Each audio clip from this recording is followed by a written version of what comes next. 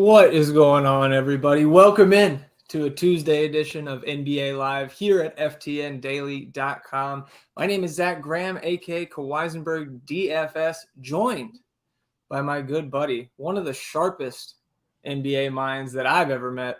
It's Alex Blickle, filling in for Adam Pfeiffer. We wish Adam Pfeiffer to get well soon. Feeling a little bit under the weather, but Alex joining me after what seemed like a pretty good Wednesday night last week when you were on with Eddie. Alex, how you doing?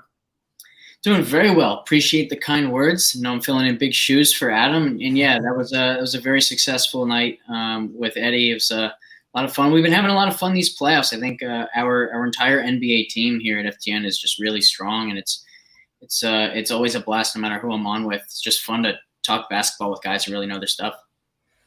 Yeah, man, and we've got a really interesting slate here now. I liked it even before the Jimmy Butler news, but if anybody has missed out on that this afternoon, Jimmy Butler is out for the Heat tonight, and that is the first of the trio of Game 5s we have on tap tonight. But as we kind of let everybody file in here on this Tuesday, I want to take a look back at the results from last night. Not necessarily on the DFS side, more in the actual hoop streets. I think the last time you and I were on any sort of content together was the FTN NBA podcast, like almost 2 months ago now. And you made a very compelling and now convincing case about Kevin Durant and how you thought he had lost a step, etc. So seeing the Nets get swept out of the playoffs last night, what was your kind of overall feeling on that series? I think obviously you had Boston there, but was it a little bit more pronounced in terms of the Nets' failures than you initially expected? Yeah, it was so much fun to watch for me. I loved every minute of it.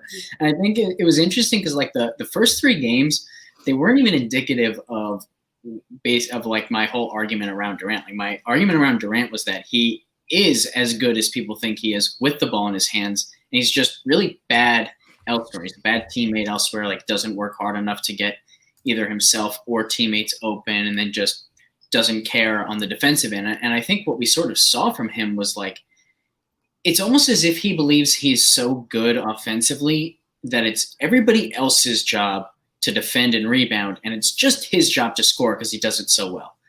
It's like, that's just not the kind of teammate you want.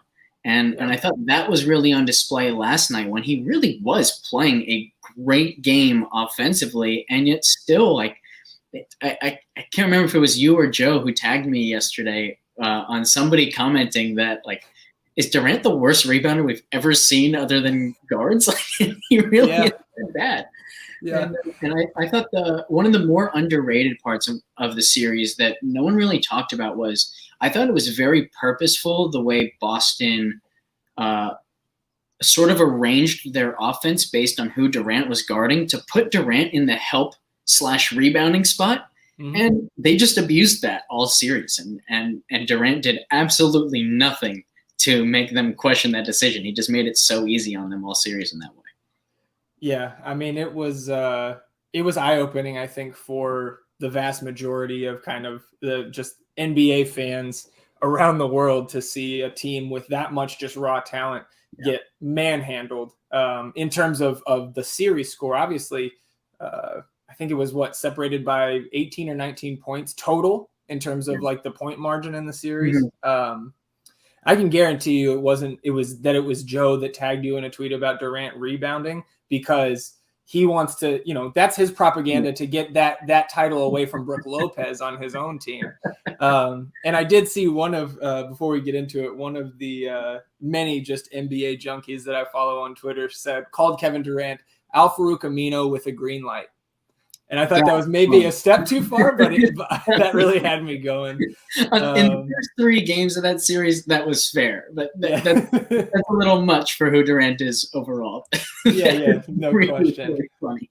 Oh, wow. Well, here's some more news. Bogdan Bogdanović ruled out tonight. So we can go ahead and get into that one. I know that Kyle and the team will need some time to reproject. I will reproject as well. So let's go ahead and start with Miami. Obviously, no Kyle Lowry, no Jimmy Butler, but the rest of that injury report, I believe, unless I missed something, all available to play. Now we're getting Clint Capella also available to play. I think that was expected, but again, Bogdan Bogdanovic out now. On this Miami side, with no Jimmy Butler, no Kyle Lowry, a lot of attention going towards Tyler Herro, Bam Adebayo, and then we have a lot to discuss and kind of sift through in that 5K and less range. Max Strus, Oladipo, who got back into the rotation last game, Duncan Robinson, Gabe Vincent should get a lot of time here. So I guess starting up top, Bam Adebayo, you and I were talking before we went live about the opportunity cost at some of these positions tonight. Mm-hmm. I think you would maybe get into some of that with Bam. So I guess start at the top there with the big man. Yeah, absolutely. I mean, there are so many centers to like on this slate. The odd man out for me that I know I will not be using is Karl Anthony Towns, because I just think there's too much value on Bam, Ayton, and Valanciunas. So I will definitely be using two of those three. I feel like Bam is going to be locked in for me, and then it's either Ayton or Jay Val there. But yeah, I mean, you obviously you can't use all four of those guys, and yet if you were just trying to build a lineup with 8 guys and no positions, you might try to use all 4. So it's there's definitely opportunity cost there. And if you did want to go off of Bam, I guess I couldn't argue it as long as you were using 2 of those other 3 guys. But yeah, I think for me, this matchup is so great for Bam, and the role that he should have as more of a playmaker without Jimmy just makes it such that I cannot fade Bam at this price. Yeah, I'm with you there. I like Bam a good bit, and I also think that just overall with this team, how I would approach the Heat tonight is going to be somewhat dictated by who gets that 5th spot in the starting lineup. I think both of us are on Vincent, Strus, Tucker, Bam. And then that 5th spot, I think it's got to be, to your point, somebody who can score, a playmaker to kind of replace what they've lost with those 2, all-star caliber players being out. So it makes sense to me to either be Herro or Victor Oladipo. And I guess talk to me about Oladipo, because I know you got a lot of love for him tonight. Yeah, he's my guy tonight, and I'm very willing to take that risk of looking like a complete fish if he doesn't play that much, because I would if he doesn't. And there is an element, I think, of chasing the fantasy point per minute upside with him, but I made the point in the FTN chat that I think the biggest edge that exists in the NBA playoffs is being able to anticipate rotations and understanding why a coach might go to one guy over another. And I think I don't necessarily think it was a surprising move from Spoelstra to not use Oladipo in the first few games of the series, because I don't think he was saying that he believes all those other secondary guys are better than him. I just think he thought that they complemented the trio of Bam, Lowry, and Jimmy Butler better. He wanted to surround those guys with as much shooting as possible, give them the space they need. They're going to be great defensively with those 3, plus PJ Tucker. Maybe you got Max Strus in that same tier defensively. So there's a very clear sort of reason why Oladipo wasn't playing, and now I don't think they're going to try to replace the absence of Jimmy Butler with somebody who would complement him well. I think they're going to replace him with somebody who can do some of the things he does well, and Oladipo is the guy, I think, who can be that playmaker. He can penetrate, get into the lane.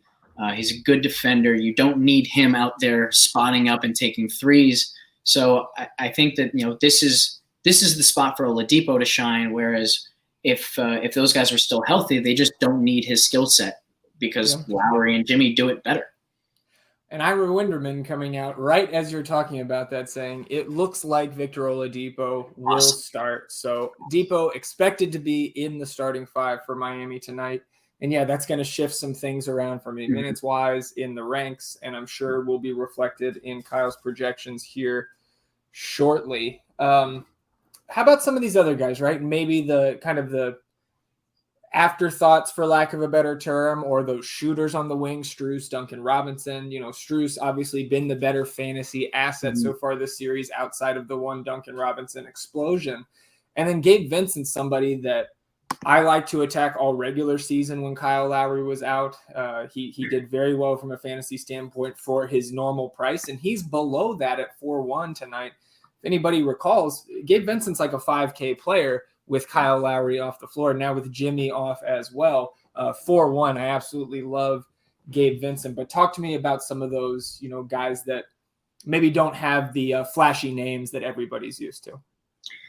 Yeah, so immediately I think we have to get right back into the opportunity cost discussion, because there are only so many point guards that we can use on this slate, especially if we're going to pay for two of those centers.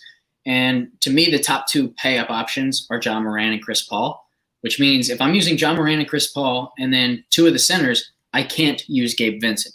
And I think that's something that I'm going to be okay with, because I can just pivot to Max Strus. I can use Caleb Martin. So I can still get plenty of these peripheral Miami guys, if you will. I don't need to go to Vincent there.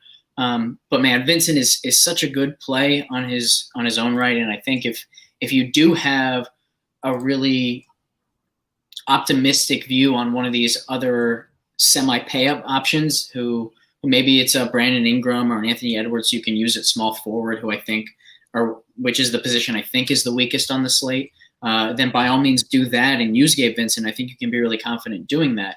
But the other point I make is I think we can learn a lot from how the team has performed with certain guys on the floor so far this series. And so the first thing that I notice is, from a net rating perspective, the Heat have been the best with Lowry, Strus, Tucker, and Butler on the floor. All of those guys are plus 20 or greater. Bam is just under plus 20. Vincent's plus 9, which is still good. Caleb Martin plus 2, which is still good. I'd be very, very worried about playing Tyler Hero chalk, because they're minus 9 with him on the floor. And, we saw last game, Spoelstra is not going to just be patient with Hero and let him work things out defensively. If he's making those mistakes, he's coming off the floor. I don't think it's any coincidence that they have a defensive rating of 117 with Hero on the floor, 118 with Duncan Robinson, 112 with Dedmon and Vincent, and everybody else is 100 or lower. And the other point there, just to hammer home how good of a play I think Oladipo is, take a guess what their net rating in the 23 minutes that Oladipo played last game was. Oh, it was like plus 28 or something like that with him on the floor? It was plus 65.6. Oh, my which goodness. Is nuts. I mean, they had a 142 offensive rating and a 76.7 defensive rating. They were dominant in those minutes. All the more reason to really be confident in Oladipo. And I think, like, at the very least, it's certainly one of the reasons why he's getting the start, because he gave them all of the faith in the world that he can give them really quality minutes and do a lot of the things that they were missing with Lowry last game, and now they're going to be missing with both Lowry and Butler. So I think, far and away, he's my favorite play on this slate. I think that if I were running 150 lineups, I would take the risk of putting him in all 150. Yes, it's possible that he has a bad first rotation. They just kind of go away from him. I just think it's far more likely that we see the fantasy point per minute upside in a fairly big minute role, and you absolutely need him in your lineup to have any chance of a takedown whatsoever. So I'd want to give myself as many chances as possible with him in a lineup. Yeah, that makes sense to me. And I don't strongly disagree with you there, but I'm going to break a little bit on Tyler Hero. I'm with you on his defensive deficiencies. That's something we've talked about on streams really throughout the second half of the season. You've seen some games for Miami this year where Hero, like you said, just really kind of got bum hunted off the court, especially in the fourth quarter of some close games. And we've seen that a little bit this series. I just think they need his offensive firepower, unless Oladipo, to your point, just completely covers everything that they're missing from Jimmy and Lowry, which is totally possible. And you're getting the discount and the start from Oladipo. But the upside for, low 20s in shot attempts from Tyler Hero. We saw him, when he got the extended run in game 3 there, the peripherals showed up more than they had in the other 3 games this series. So I would still be strongly on Hero, but there's only so many Miami guys you can really get to tonight and expect to end up optimal in a tournament, because there's some really good plays on the other 5 teams on this slate. The two series that we're going to get to are 2-2. And those are going to be intense, high minutes load for a lot of those stars. So yeah, I have no issue if you want to go heavier on Oladipo than Harrow, especially to your point, Alex, that Harrow is picking up a ton of ownership really around the industry in the projections that I have been able to see over the last hour. But let's go ahead and slide over to the Hawks here. No Bogdan Bogdanovic now. Lou Williams still remains out for this team, so I imagine Timothé Luwawu-Cabarrot will make an appearance in terms of my minutes projections here. But just kind of your first thoughts hearing that Bogdan won't be around to really play backup point guard with that second unit, even though obviously DeLon Wright is out there with him. It's Bogdan that takes control of that second unit. So with him absent tonight, is that going to boost Trey for you? Is it DeLon Wright? Or, how are you looking at the Hawks? Yeah, so one of the first things I like to look at in the slate in my game environments is what I call the Vegas differential, which is the Vegas implied total as it compares to the team's average point total for the season. Before that Bogdan news, Atlanta was already projected for 9 points below their average. So this is already a bad spot for the offense. Now they're missing probably their second best playmaker. It's going to be really tough for them to put up points even without Lowry and Jimmy Butler on there. Remember, like that was the projection from earlier. So maybe that hadn't quite adjusted for Jimmy yet, but I think just one defender versus one offensive guy, I think they're probably going to be even below that. Maybe you're going to get to double digits below their season average in terms of their implied total. So it's starting out at a really negative position. And so I think typically when we have a guy who's out, we immediately flock to that team and say, okay, somebody has to be in a really good spot now. I don't necessarily know that's the case just because they started projected so poorly as a team. However, similar to the way we're saying that Miami is going to need either Hero or Oladipo to step up because of the vacated playmaking, I do think there's some element of that for Atlanta. So I think that we might see more Gallinari. I think it's very possible that we won't see a replacement in somebody who's trying to play the Bogdan role, but rather they're going to go bigger, and it'll mean a few more minutes for Gallinari. It'll mean a few more minutes for Collins and more minutes for Capella, who certainly has a chance to play more in his second game back now. So I almost say like I shift that interest up to the forwards, and I think that the two that I'd be most interested in are probably Gallinari, and if it weren't for the incredible opportunity cost at center, I think Capella would be someone that I'd be really interested in, especially because I think he'll be like 3% owned. And if you told me that somebody on this slate was going to just go nuts at under 5%, I think Capella would be my first choice. Yeah, that's an interesting pick, especially like you said, with so much interest going to really like 4, maybe 5 other center-only plays on DraftKings. I think I like Kevin Huerter just a touch more. You have that guard forward eligibility. I don't think he's going to be super highly owned. I don't think he picks up a lot of ownership with that Bogdan news. I don't think I can I can't prioritize a guy like DeAndre Hunter because literally the only thing he's doing this series is scoring. Yeah. I think he had one game. Let me double check. I think he scored 17 real points and had 16 DraftKings points, but let me make sure I'm not talking out of my ass here. Yeah, game 3, 17 real points, 32 minutes, 16 DraftKings points. So, that is amazing. Yeah. I've never seen anything like that. And he had 2 threes too, so he didn't only get the points from the points themselves. That's amazing. Yeah, and with Huerter, I think you may pick up a little bit more in terms of like potential assists with less ball handling duties going to Bogdan. And it does solidify DeLon Wright a little bit as a solid value there. Certainly a pivot off Gabe Vincent for 200 less on the other side of the ball. But how about Trey? I mean, Trey in games without Bogdan Bogdanovic this year had like a 45.5% assist percentage, something he struggled with, with the way Miami has been switching everything in this series. 9-3. There's a lot of guys that go, like you mentioned, Chris Paul, John Morant there. You've got Karl-Anthony Towns at a similar price range. You've got Brandon Ingram a little bit cheaper. CJ McCollum we talked about earlier. Trae Young's probably going to be pretty low owned. Do you think this is a spot where you could get sneaky and play him, or in one lineup would you just still avoid him?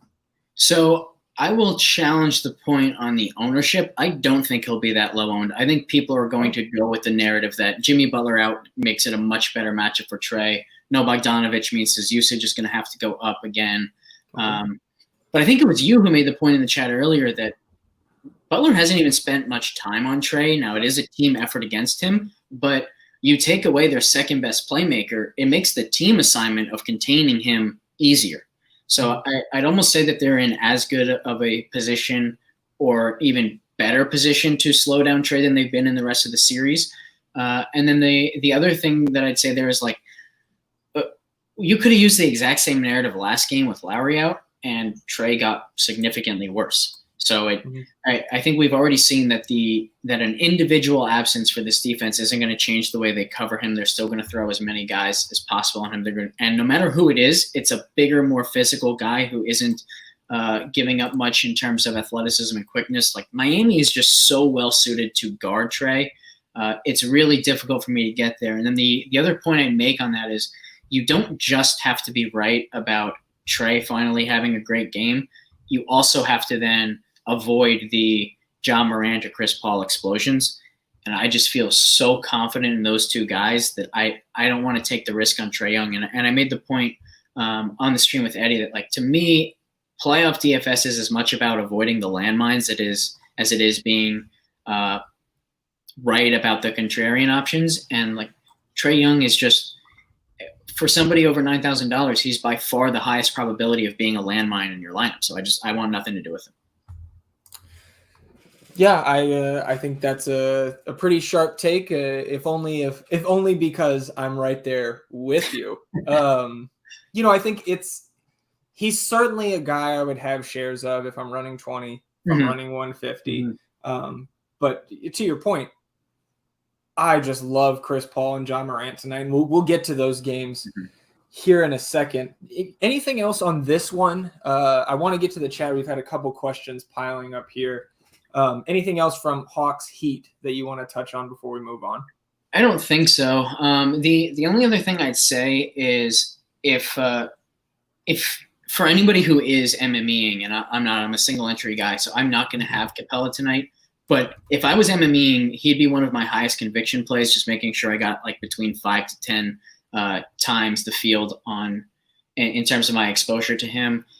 And it's obviously like it's not a good matchup, but I just think if you told me that he had 15 rebounds and 5 stocks tonight, I'd believe you. And at $5,500, like this is an insanely cheap price for him.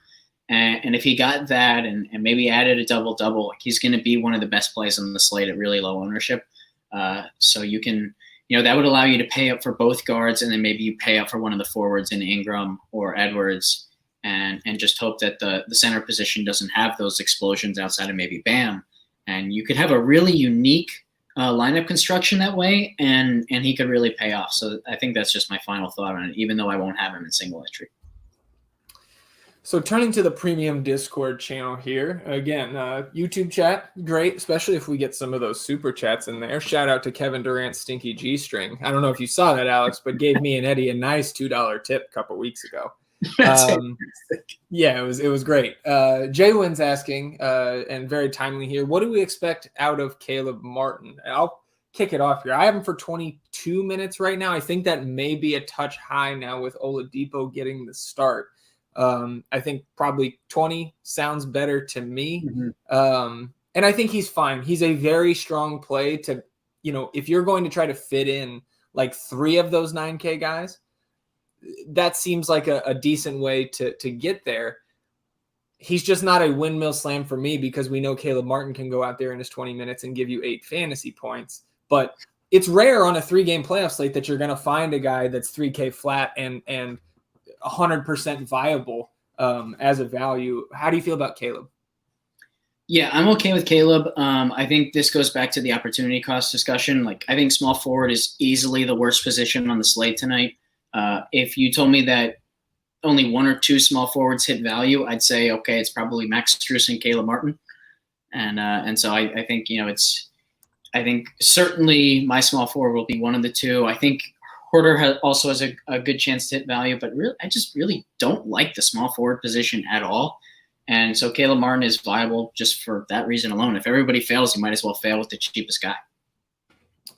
Jay Cush was asking, is John Collins going to dud again? Obviously, when he came back, started at center in game 2, played those 29 minutes, got the double-double, 31 DK points at 5-1. He's back down to 5-4 with that power forward center eligibility after failing the last 2 games at a higher price. How do you feel about John Collins? He's probably not going to pick up a ton of ownership. Would you rather just Capella? I would rather Capella if not for the positional eligibility. I think with the positional eligibility, Collins would be more likely to make my single entry lineup. I think the argument is very similar. Like if we just see Atlanta go bigger, we could see Collins get between 30 and 35 minutes here. We obviously know that he has the potential to be pretty good fantasy point per minute wise. But I would say like we also know that he's far better per minute when he's playing center minutes and not power forward minutes. So I don't think it helps him enough. And it's just like as it is for basically every single Hawk, this is just a brutal matchup. So I'm not overly excited about him. I also wouldn't argue if somebody had a lot of conviction on him. Sure. Ricky says, with Atlanta down 3-1 here, isn't Trey in like the exact same situation as KD last night where he's going to shoot a million times and not come off the court? I don't think it's that strong of a play like Kevin Durant was last night at 10K flat. And he's going to get his shots up. Again, this team just defends him really, really well. Yeah. And the other thing is like Trey is not going to get the easy rebounds that Durant gets. He's not going to get the steals or blocks that Durant gets. So you're asking for him to get there purely from scoring and assists, and you pretty much know the peripherals aren't going to be there, and it just makes it that much harder for him to get there. And so again, like it's just I can't possibly be enthused by it. All right, last one here before we move on. Josh was asking, is 4 Heat too many in a single entry lineup? I don't think so, but I think the kind of magic number, for lack of a better term, for me would be 3. But you can absolutely get away with 4. It would depend on which 4. So Josh, if you want to fire that in there, which 4 you have, maybe we could give you a little bit more clear answer. Are you with me on that, Alex, or do you think more is fine, less is better? I think more is definitely fine. The only way I'd be hesitant to use 4 is if you had Hero and Bam and Oladipo, because then you're starting to get into a competition for usage. Whereas if you leave Hero out, you could easily go 4, and I wouldn't even be opposed to going 5 if it made sense in your lineup, which I don't think it will, just based on pricing. Like you would have to pay up somewhere. And so I think 4 is probably going to be a very natural limit. But yeah, that's where I'd stop. He's got Harrow, Martin, Bam, and Oladipo. So I'm with you there. You need all of those high usage guys, everything to go right, really, to get up to the top in any of those larger field contests. All right, let's go ahead and move on to Minnesota and Memphis here. Obviously, this series now tied up 2 games apiece, 231.5 implied total, with the Grizzlies 6.5 point home favorites. Let's go ahead and start with the home team here. And Ja Morant, 9.9K on DraftKings. We really haven't seen one of those explosion games from a fantasy standpoint, but he did get that, kind of, cheap triple-double there, 16, 10, and 10 in Game 3 in his 41 minutes. But Game 4, he was 2 rebounds off another double-double. He was 1 rebound off, or triple-double, 1 rebound off a triple-double as well in Game 2. So I would say I don't have a bet slip on FTN bets. I don't know what the Ja Morant triple-double number is on the sports books tonight, but that would be something I would take a look at the very least. And again, on a site like DraftKings, if we can pick up that triple-double bonus here for sub 10K on Ja, it's something we got to like. Alex, if he hits his shots, he's going to go off, right?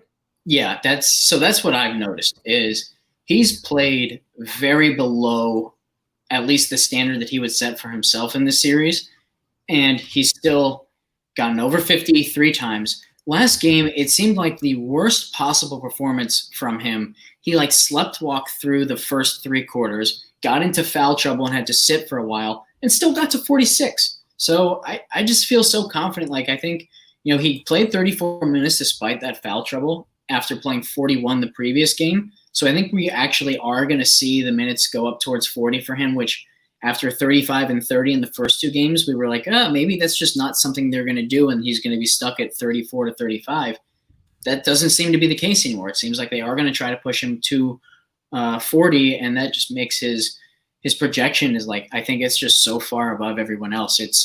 It's not quite like where Giannis and Jokic have been on a lot of their slates, where they just project for maybe 10 points more than second place, but it's close to that for me. Like, I just think he's head and shoulders above everybody else in terms of the likelihood that he's the top scorer on the slate. Wouldn't surprise me if he's the top scorer by 10 or more.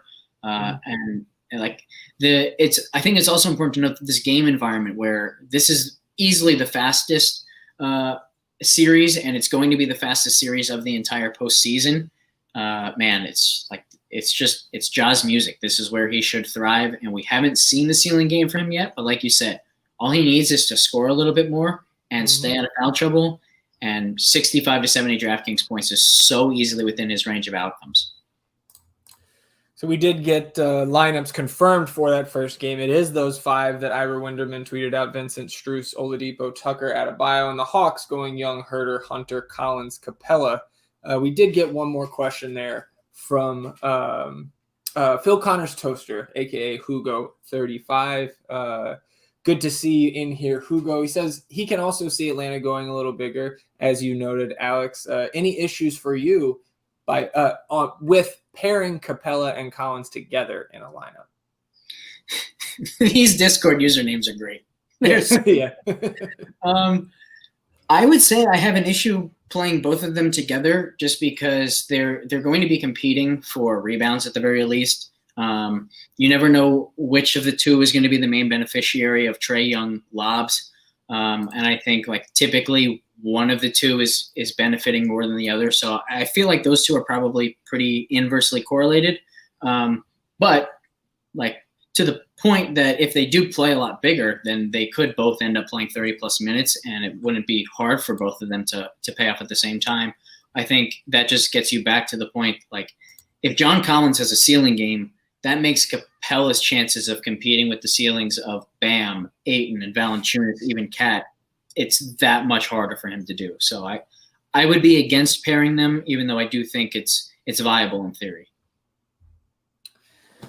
Yeah, I know we're hovering a lot on this first game, so I just don't, there's good stuff being put into the chat by the subs here.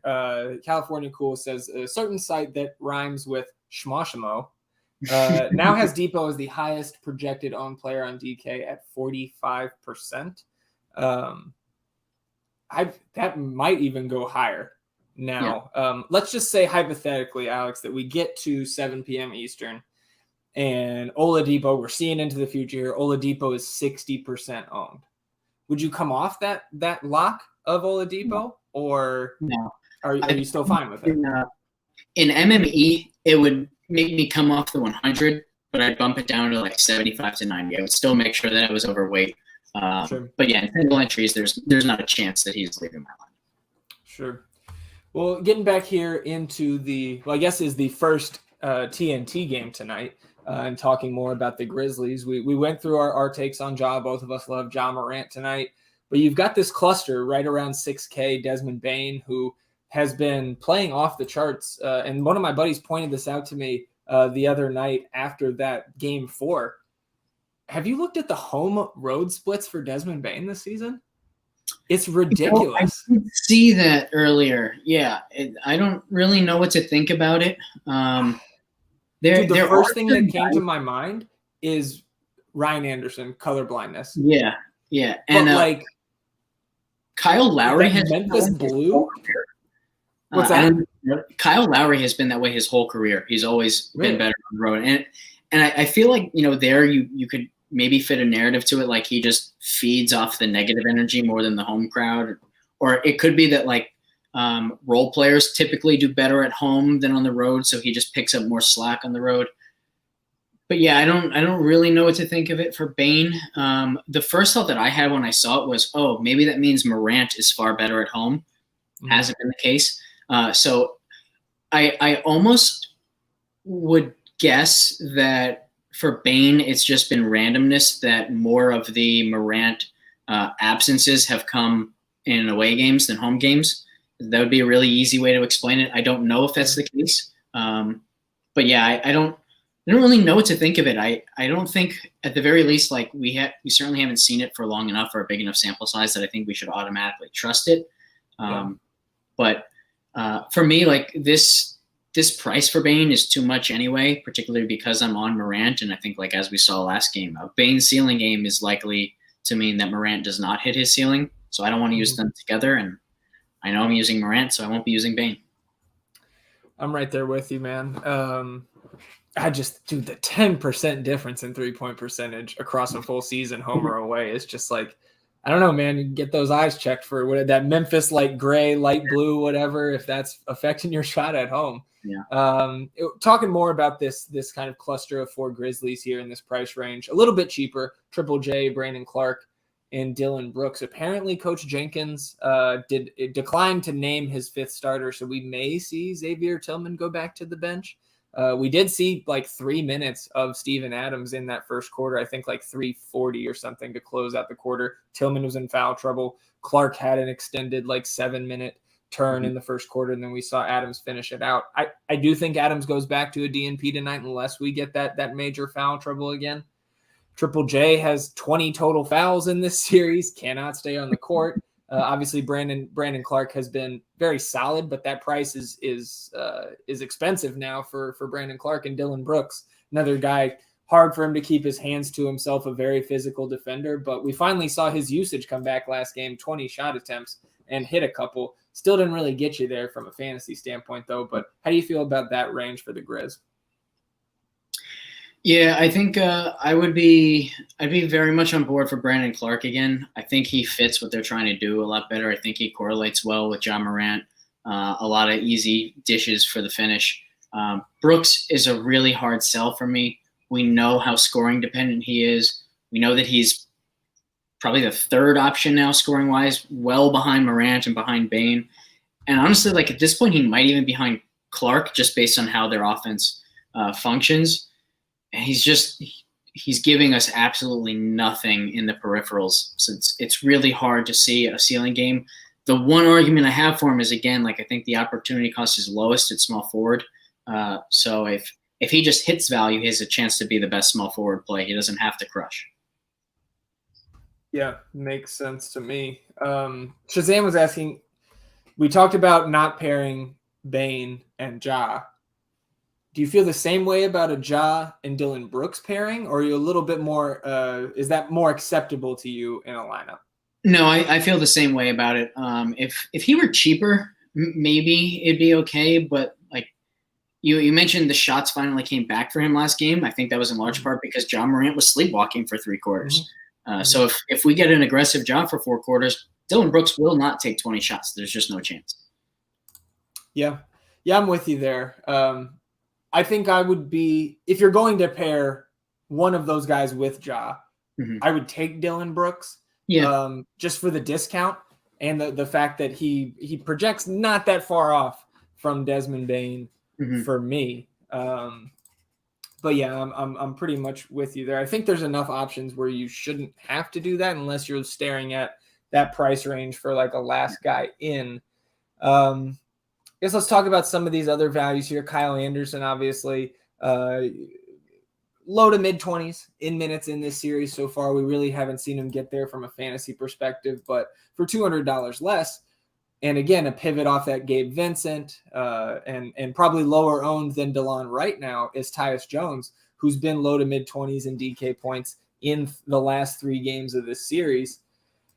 Can you get to any of those guys? I mean, probably just MME type of plays for you, but any of those guys that really catch your eye?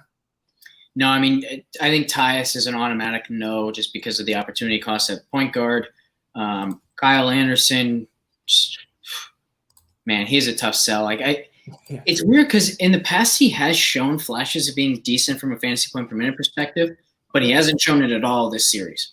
And I thought that there was a pretty decent chance that his minutes were going to go way up, and Tillman was pretty much going to disappear. But they've really seemed to settle into wanting to have a big on the floor, despite the fact that I thought that Anderson did a pretty good job against Towns, and and especially in the game that he played the most minutes 2 games ago with 26, went down to 22 last game, and Cat was fantastic. So I was surprised by that, but I certainly can't be confident that the minutes are going to bounce back for Anderson, and he's just not doing enough in those minutes for me to even consider him. Last thing on Memphis here, Xavier Tillman gets the start. Is that somebody you'd have ownership on in 150? In 150, yes. In a single entry lineup, I wouldn't consider it. And even in 150, I think it's a tough sell just because, again, like I would want as much of those 3 centers as possible, and I'd mix in Towns before I mixed in Tillman. Yeah, makes sense to me. Let's flip to that Minnesota side, and let's go ahead and start with Karl-Anthony Towns. Kind of feast or famine for him, both on the court and in our fantasy lineups. We saw game 1, 52 3/4 DK, took 18 shots, hit 11 of them. Last game finally got back to 17 shots after only 11 combined in games 2 and 3.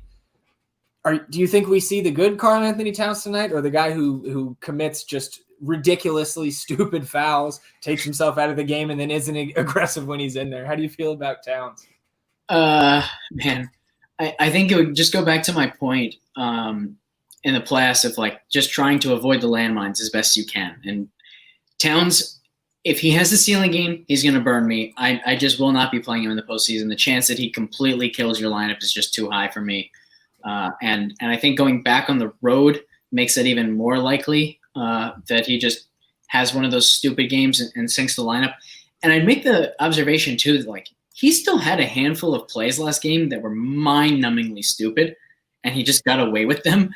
And luckily for him, they weren't fouls. Like he was completely out of control. Could have been called for a foul on a couple. And had another where he like fell out of control and just happened that he didn't fall into anybody, or it would have been another foul. So it's just, I didn't have him, and it was unfortunate. But I know that if I did have him that slate, it would have been like a real headache the whole time, because it would have felt like at any moment in time his great performance could be ruined by just another dumb decision that he made. Yeah, I'm pretty much with you there. It's just that 9-1 price tag and the upside we have seen in 2 of the 4 games. Let me see what Kyle's got in terms of ownership on his last run, because if Towns is really low owned, and he's coming in at 36% right now, so I think my point here will be moot. If he was lower owned than that, I would have a little bit more interest in getting over the field, just because like we saw in the regular season as well, like he did fine at worst against this Memphis team. But it has seemed like just the moment's a little bit big for him right now. We saw that in the play-in game too, right? Where he didn't do much in that home playoff game with Pat Bev ending up on the scorers table. But if he's going to come in at 36, I think I have to be in lockstep with you there on Towns. Obviously, Ant Edwards, kind of in a similar boat, right? He's going to get his shots. He's going to score. It's just really about those peripherals and how many shots he's going to hit. If he's going to take 23 like game 1, you're going to be extremely happy with his production at just 8K, guard forward eligible there on DraftKings. But, if he's limited to 13 shots, 16 shots like we saw in games 2 and 3, and the peripherals don't show up, 3 combined assists, only 2 stocks in those 2 games, you're going to be disappointed in it. And even more volatile for $1,000 less, D'Angelo Russell, whose minutes trended up at home, but really has only given us 1 game that would be acceptable at this price. So Ant Edwards, D'Lo, are you kind of bypassing those guys for the other values in the starting lineup, or do you have some interest there? I probably would have had a takedown in that last slate if Russell made anything at all. So that leaves a very sour taste in my mouth. Yeah. But I'm not going away from him because of that. It was always, I think, like a difficult matchup for both Russell and Edwards. Memphis has done a very good job of keeping them from getting to the rim, especially Edwards. Like the vast majority of his shots have come from downtown. And Russell just doesn't do enough, again, like with the peripherals that makes me comfortable. Even at the price, the scoring and the assists absolutely have to be there. And they haven't been in 3 of the 4 games, and I haven't seen enough to make me think that it could bounce back. Like I thought last game he had some quality shots that he just missed, but for the most part, he just wasn't being aggressive, and he didn't have the usage or the opportunities that I would have wanted to see from him. Yeah, makes sense to me. I see you talking to Jaywin there saying, Edwards really in play for you because small forward kind of sucks tonight. 2 other kind of forward plays here I wanted to get your thoughts on. We'll get to this game here in a minute, but Shazam was asking Crowder or Cam Johnson. My answer was Cam Johnson. I know he's going to be more popular on this slate, so unless you have like chalk concerns for the rest of your lineup, I would go ahead and just play Cam Johnson. I feel like he's got a little bit higher upside than Jay Crowder at this point of his career. But how do you feel about those 2, similarly priced Suns wings? I would actually go Crowder. I feel better about his minutes, and maybe surprisingly, he's been a better producer in the series, despite the fact that he is 1 of 17 from 3. So if you get any type of positive shooting regression at all from him, I think he's got a chance to be one of the better plays on the slate. But I would also say, like, I also expect some negative regression in terms of his peripherals, because they've been better than what we are accustomed to from him. So I think the regression's working in both directions with him. But I've been more impressed with what he's been able to do than Cam so far in the series. So finishing up this second game here, Patrick Beverley, you're really outside of the game 1 where he was limited by foul trouble. Game 2, obviously the major blowout there in favor of the Grizzlies. Saw 34 and 37 minutes at home from Pat Beverley, and he was on pace for that in games 1 and 2, barring the foul trouble and blowout. Up to 5.6 now on DraftKings, but he's been pretty consistently a fantasy point per minute guy on this season. A little bit less so against Memphis in the 8 outings against the Grizzlies this season, but I think he's a really strong play, but not really as strong as Jared Vanderbilt if he's going to get 30-plus minutes at 4-1. Absolutely love Vanderbilt today. That's chalk I'm willing to eat. Mm-hmm. Yeah, I agree completely. And Beverly is somebody that I've used in every single game so far, and he's not even in consideration for me tonight, just because it goes back to the opportunity cost discussion. Like he doesn't have the ceiling to compete with those other guys. But I do think 5,600 is still too cheap for him from a floor perspective. And I completely agree on Vanderbilt. I think the key for Vanderbilt, and I believe it was Herm in the chat who made the point a few games ago, was as Naz Reid's minutes fall, that benefits Vanderbilt, because at least we have the minutes floor of him getting those backup center minutes plus the minutes that he starts each half with. So he gives you a nice floor there. He's very good per minute. He's somebody who thrives in pace. We already talked about the pace of the series. And then the last thing I'd note on that is, if I can get this back up real quickly, everything we're seeing in the net ratings suggests that he should continue to get pretty good minutes. Naz Reid is the second worst on the team in net rating at -26. Taurean Prince, -32.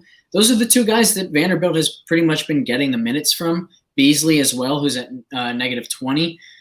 So I think we're going to continue to see pretty good minutes from Vanderbilt. I thought that there was some concern early on in the series that maybe they were going to go away from Vanderbilt to help spread the floor a little bit. But they've been better with him on the floor and worse with those other guys on the floor. So I think we'll continue to see Vanderbilt. How about some of these other guys? Like, I think probably they'll be relegated to like 150 builds for you. But, we saw Jaden McDaniels get a little bit more love in those first 2 games of the series.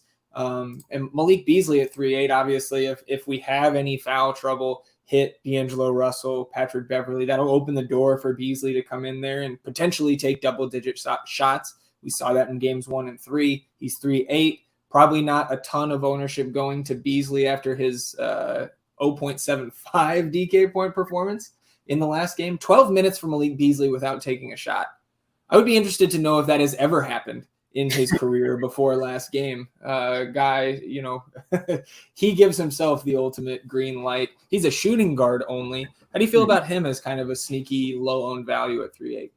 Yeah, no interest whatsoever. The minutes are going down. I think we'll continue to see that trend. In the last 2 games, when Vanderbilt's minutes have skyrocketed, Vanderbilt's plus 4.5, Beasley negative 24, Reed negative 33, Prince negative 60.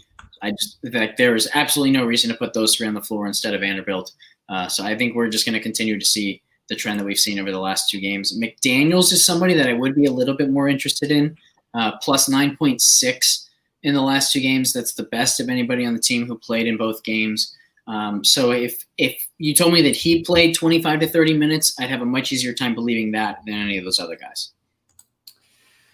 Man, you and I, we haven't been together much on the streams of the podcast, but I feel like we could talk hoops all day. We're 7 minutes from lock. We haven't touched much on Pelicans and Suns. So with doing our best not to rush through here, the Suns, obviously, Pelicans even the series up last game. Suns are 6.5 point home favorites here, 215.5 implied total in this one. We'll start with the Suns here as the home favorites. We talked a little bit about our love for Chris Paul, 9K flat on DK. DeAndre Ayton has had flashes from a fantasy standpoint, particularly the 60 DK point game there in the game 3 victory.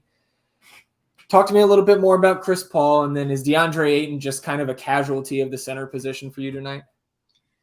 So I think the hardest decision for me on the slate is Ayton versus Valanciunas, and I think it's a pretty straightforward decision in the sense that I think Valanciunas has the higher ceiling and the lower floor. The lower floor, obviously, because we can see him sort of scripted out. We can see him only play 25 minutes.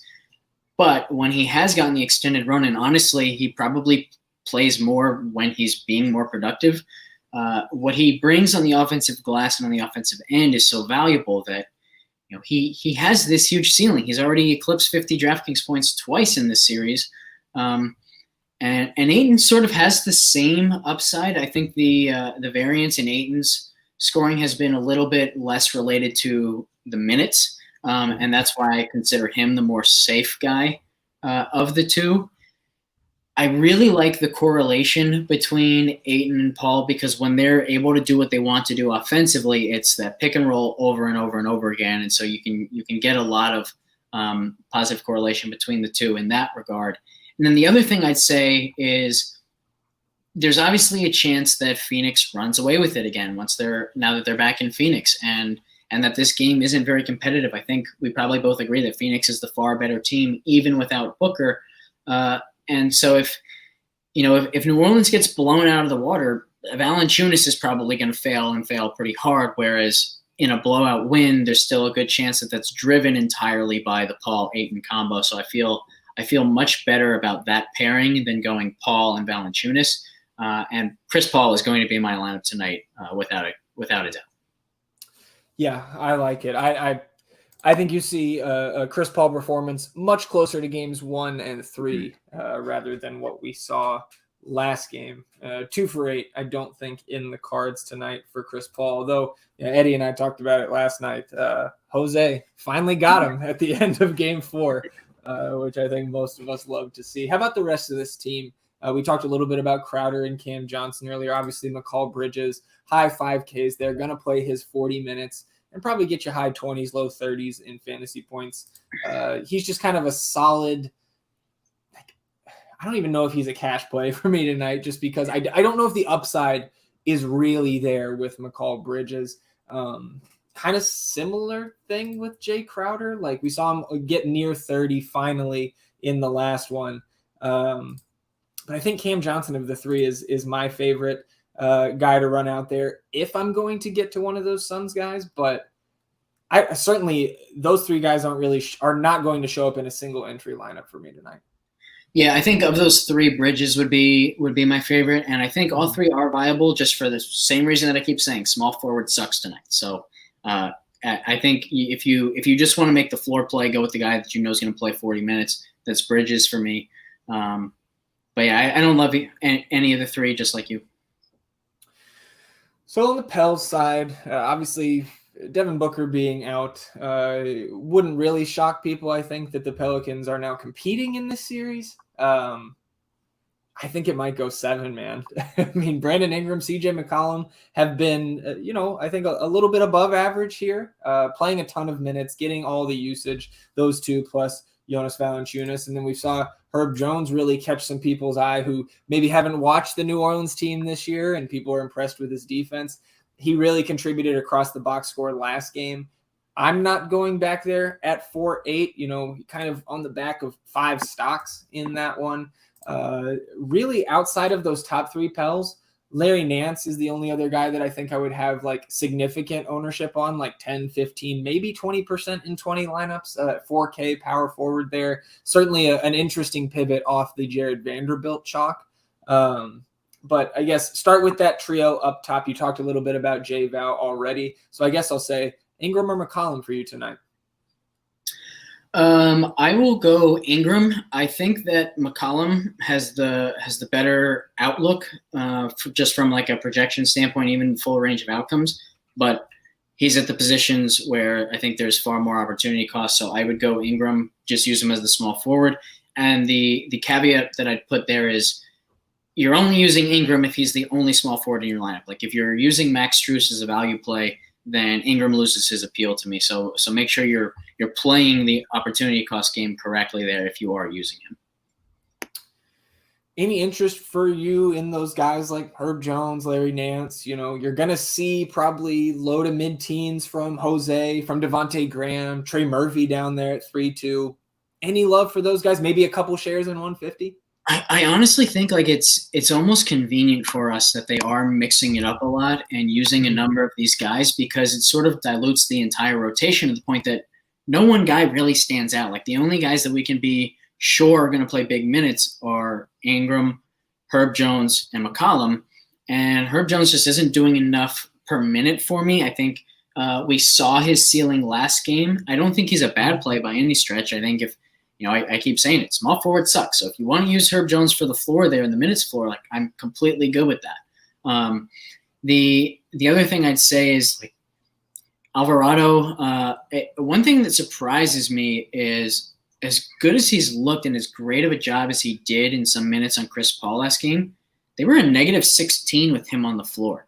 Very surprising to me. In the last 2 games, Devontae Graham is actually +6. So it wouldn't surprise me if we see some kind of seesaw between those two game to game. Jackson Hayes has been +9 in the last 2 games. Larry Nance +9. Valanciunas +13 in the last 2 games. And surprisingly, Trey Murphy leads the team at +25 in those last 2 since Booker went down.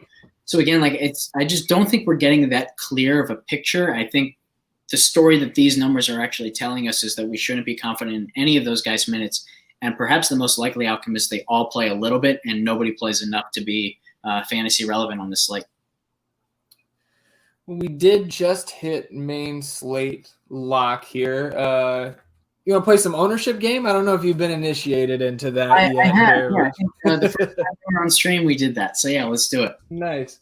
Well, as I pull that up, I'll remind anybody that's tuning in and not subscribed to FTN yet, you can do so. Come try it out for a month. You can get 15% off, promo code FTNTV. It's all one word. The NBA package is going to get you access to the optimizer. It's got late swap capability, all the premium tools here. We've got your industry standards, your on-off tools, etc. Then some that are exclusive to FTN, including the game environment tool. I know that's from the brain of my buddy here, Alex Blickle, one of my favorite tools on the site. You get into that premium Discord chat. It's the only place that all the FTN hosts are looking for questions during these free streams. Access to the ranks from Fast Eddie Fear and myself, which go up any day that either of us are on stream. And if you're already a member, make sure you hit that like button. Even if you're not and you don't want to subscribe, that's fine. That's fine. I guess we'll be okay with that. But at least hit that like button. Helps us out. Trying to grow this channel almost to 5K subscribers, Alex. So subscribe, hit that notification bell to know when FTN goes live. I know there was a tweet floating around with our content schedule for this afternoon. It was like 6 or 7 shows just back to back to back to back. So, you throw that on at work, get your AirPods in your cubicle and listen to all that FTN free content. Again, if you haven't signed up though, you can do so, 15% off your first month. That promo code scrolling right below our noggins right now, FTN TV, 15% off. And if you stick with us past that first month, you're going to get that same 15% discount applied to your subscription for every month all the way through the end of the NBA Finals. So come sign up for a month, get in that Discord, tag Alex, tag myself, let us know you're here because we would love to have you. And Alex, as I get done with the daily shill, I'll pull up the ownership here for what's probably the most interesting game to have ownership for here at Lock. The Hawks at the Heat. Whenever you're ready, your guess on the highest owned player. As you do that, I was going to say I can chill, do it a little shameless plug as well because I'll be back on stream tonight at 8:30 with the two PGA guys, Brian and Matt. So we're doing our bogey free show, and this is the second time we'll be together as the three of us in 4 weeks. Nice. So yeah, I think it's the really exciting thing for me about that show is like I feel very strongly that it will be the most data centric PGA show out there. So it's nice. I think that's the Mexico Open this week. Yeah. Nice. You got Rahm, or are you going with? I saw he's a big favorite this week. So I have absolutely no bets this week because I spent the entire betting market. So I'll be on the show saying, yeah, I don't like any of these. Just move on. All right, let's. Okay, so we did get Xavier Tillman getting the start again here for the Grizzlies. Somebody that I would include in 150 lineups. I don't know if I'd even get there in 20. Obviously 3-5. It's some salary relief there, but we talked about it over the last hour. A lot of opportunity cost there at center. So let's jump into this ownership game and then get you out of here. I think you're on a back-to-back tonight in terms of streams, right? I was going to be I was going to do MLB 5 to 6, then our show 6 to 7, and then PGA starts at 8:30. But I found a replacement for the MLB show from 5 to 6. No back to back, just a back to back. No, we got to get Adam Pfeiffer healthy, man, so we can take a little bit of that load off you. So looking at this first game. Who is the highest owned player in Atlanta and Miami? It's got to be Oladipo. Yeah, it's an easy one, especially we talked about it in the middle of the stream, right? So Oladipo number 1. You got an ownership guess? It would not surprise me if Bam is close, particularly in high stakes. Yeah, Bam's number 2.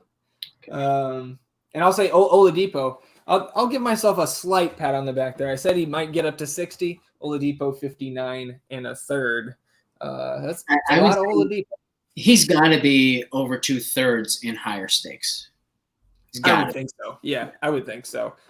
Maybe somebody else who's in one of those higher stakes contests can let us know. Maybe I could check a couple people. I want to cheat. So yeah, there you go. So Bam number 2 came in at 52%. I try to finish off the podium here. Who's number 3? I want to say Hero. I feel like I've been talking all night about how bad small forward is, so I think people would have gone to Strus more often. Well done, Max Strus, number 3. He's at 39%. And it's the rule here, man. You got to shoot till you miss now. Who's number 4?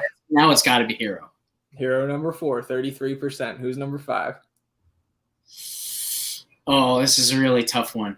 Because I've got 2 guys. They're at the same position. It's either Trae Young or Gabe Vincent, and I don't know if people would have gone up or down. I feel like it's probably Vincent, but I'm hoping it's Trae Young because that would mean I get better ownership on Ja and Chris Paul. So the pick is Gabe Vincent? The pick is Gabe Vincent, yeah. Gabe Vincent, number 5. Trae Young, number 6. Well done. Who's number 7? I have no idea now. It was 31% Gabe Vincent, 29% Trae. Okay, that's not too bad. Would they have gone to I'll go to Lon Wright. No, I forgot that position. So good. So I guess it's a forward. Let's say Gallinari. Gallo did not quite get there. It was a forward though. PJ Tucker Okay. came up 7th, 23%. Then we got Kevin Huerter, 17, John Collins, 15, DeAndre Hunter right behind him, 14%, Caleb Martin, 10, Delon Wright, 7, Duncan Robinson, 7, Gallo all the way down at 6. So I think you gotta like that ownership, right? Yeah, I was debating going from Vanderbilt to Gallo. So in this moment in time, I kind of wish I did. Ask me again in a few hours, though. Well, and you said what on Clint Capella? 5%, right? I was guessing more like 3.